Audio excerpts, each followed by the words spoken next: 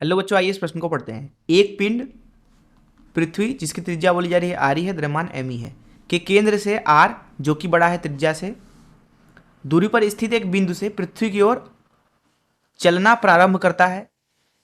जब यह पृथ्वी के तल पर पहुंचता है तो बोला जा रहा है इसका वेग होगा। पहला ऑप्शन है 2 GME गुड़े 1/r ऋण 1/r। दूसरा ऑप्शन है वर्गमूल में 2 GME गुड़े 1/r ऋण 1/r।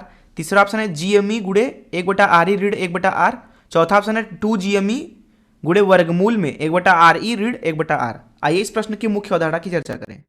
मुख्य अवधारणा अवधारणा देखिए, यहां पे हम दो चीजें समझेंगे। पहला है कार्य ऊर्जा प्रमेय। कार्य ऊर्जा प्रमेय के अनुसार किसी निकाय अथवा किसी कण के ऊपर जो सभी बलों द्वारा किया गया कार्य होता है, सभी बलों द्वारा जो किया गया कार्य होता है वो होता है निकाय अथवा वस्तु के अंदर गति ऊर्जा के परिवर्तन के, जिसको डेल्टा की से हमने प्रदर्शित कर दिया। तो ये है कार्य ऊर्जा प्रमेय। दूसरा चीज आप यहाँ पे ये समझें, मान लीजिए ये धरती है कुछ इस तरीके से, पृथ्वी, इसका केंद्र ये है। किसी बाहर के बिंदु के लिए पृथ्वी को हम लगभग लगभग गोली अगर मान लें त्रिज्या आरी से और द्रव्यमान एम का, तो इस बिंदु के लिए जो कि बाहर है, जिसको पी नाम दे देते हैं, पृथ्वी के केंद्र को ओ नाम दे देते हैं, ये पूरा जो पृथ्वी है वो बिंदु द्रव्यमान की तरह व्यवहार करता है।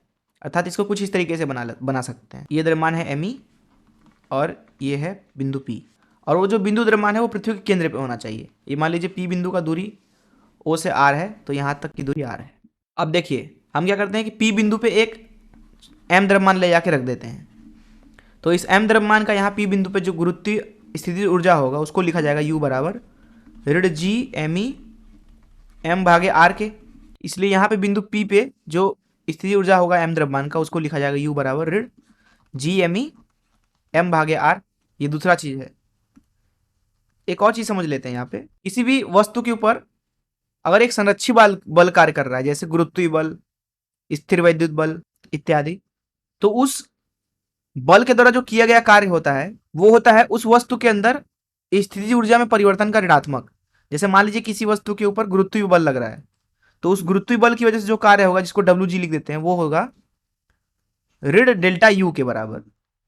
ऋण डेल्टा यू है ऋण अंतिम गुरुत्वीय स्थिति ऊर्जा UF बोल देते हैं ऋण प्रारंभिक स्थिति ऊर्जा UI।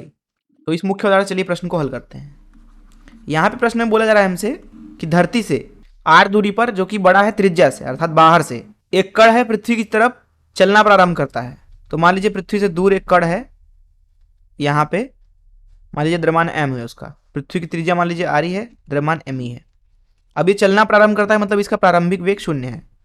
प्रश्न बोला जा रहा है जब ये सतह पे पहुंचेगा यहाँ पे, तो इसकी गति कितनी हो जाएगी, मान लीजिए v हो जाएगी। कार्य ऊर्जा प्रमेय लगाते हैं, क्योंकि यहाँ पे वस्तु के ऊपर केवल और केवल गुरुत्वीय बल कार्य कर रहा है, तो यहाँ इस दौरान अगर यहाँ पे कार्य ऊर्जा प्रमेय लगाएं तो W सभी बलों द्वारा ये होना चाहिए गति ऊर्जा में परिवर्तन के।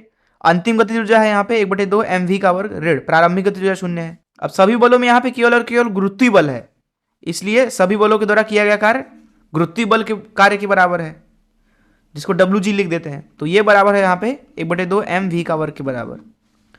अब WG दरअसल यहाँ पे क्या होगा, कण के अंदर उसकी स्थिति ऊर्जा में परिवर्तन के ऋणात्मक का, तो ऋण डेल्टा यू लिख दिया। ये बराबर है 1/2 mv का वर्ग। ऋण डेल्टा यू मतलब प्रारंभिक स्थिति ऊर्जा ऋण अंतिम स्थिति ऊर्जा, ये बराबर है 1/2 mv का वर्ग। प्रारंभिक स्थिति ऊर्जा यहाँ पे लिखेंगे, जैसा कि हमने अभी बात किया मुख्य अवधारणा में, ऋण जी एम ई एम भागे केंद्र से r दूरी पर है। अंतिम स्थिति ऊर्जा यहाँ पे है, सतह पे पहुंच गया तो केंद्र से दूरी r हो जाएगा, तो ऋण जी एम ई एम भागे r।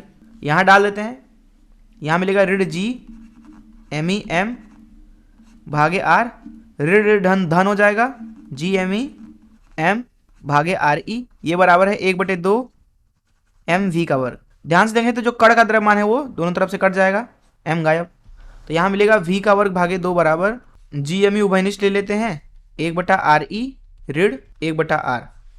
तो v मिल रहा है आपको वर्गमूल के अंदर 2 GME गुणे 1/RE ऋण 1/r, और यही हमसे पूछा गया था।